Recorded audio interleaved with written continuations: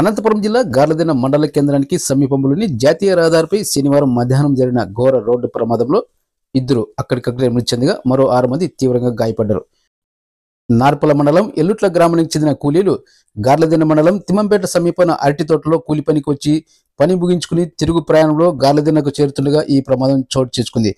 కూలీలంతా తిమ్మంపేట సమీపంలోని అరటి తోటలో పని ముగించుకుని గార్లదిన్న మీదుగా నార్పలకు బయలుదేరి వెళ్తుండగా జాతీయ రహదారి దాటే సమయంలో అనంతపురం నుంచి హైదరాబాద్ వెళ్తున్న ఏపీఎస్ఆర్టీసీ బస్సు ఈ ప్రమాదంలో ఆటోని ఢీకొట్టింది.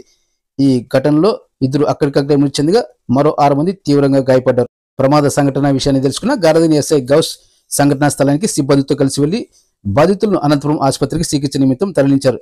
సంఘటనా స్థలాన్ని అనంతపురం జిల్లా SP Jagadish, rural DSP Venkateswarlu, Singanamala circle inspector Kaulatlayya, revenue అధికారులు పరిశీలించారు.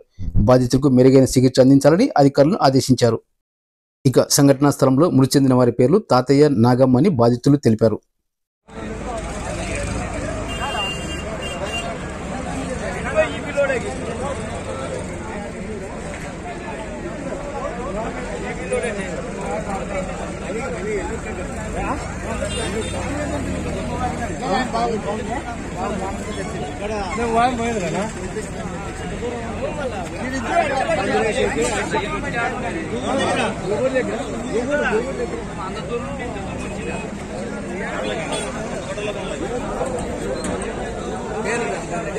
దగ్గర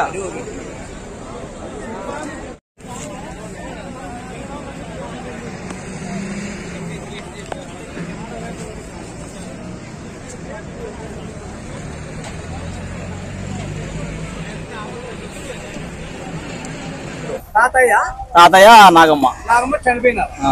మీతో గాయాలైనాయి.